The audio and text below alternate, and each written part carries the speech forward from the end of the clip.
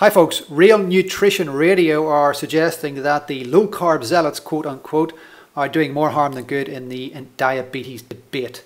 So let's have a look at this 2-hour podcast, and there are 3 conclusions. Straight up, they tell us carbs don't cause insulin resistance. They don't tell us what does. They do suggest that exercise has hugely profound effects on insulin resistance. Really like the sound of that. And they like the look of resistance training on HIIT, which is very refreshing, I have to say.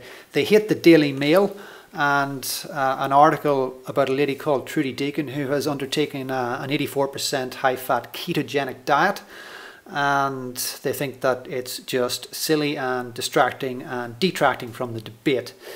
They like the look of weight loss for type 2 diabetes. They do not like the look of Diabetes UK recommendations to increase starchy carbs. And they tell us that type 2 diabetes is multifactorial, but cellular energy excess is a critical factor.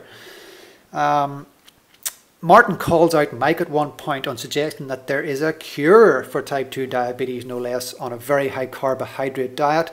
That's a case of the pot calling the kettle black, I would think. Trudy gets another pounding for a while, and then Feynman, Volek and Westman get a mention in and around some comments on author bias before they leap into cardiac endpoints and how there is no research linking dietary fat to such events.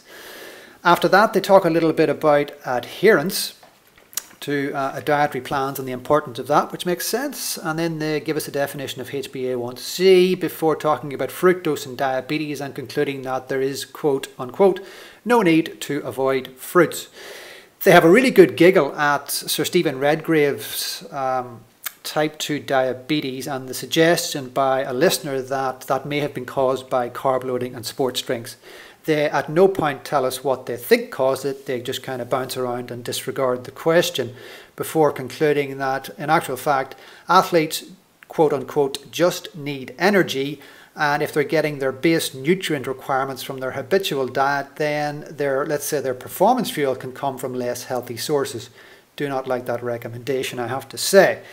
Now, their focal points at the end of all this are threefold. Number 1, weight management is key in diabetes, and you should be increasing your protein intake, no mention of fat.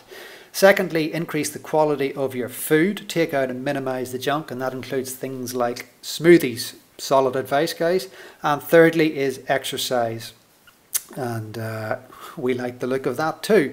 So 2 out of 3 ain't bad. What they're failing to reference is that protein can have let's say a semi-carb impact on the body as it relates to insulin production. So I'm really not sure why they're so steadfastly against the higher fat diet. So we have 3 recommendations for the guys. Number 1, Dr. Asi Malhotra. Number 2, Dr. Jason Fung. And number 3, Professor Dominic D'Agostino. Over and out.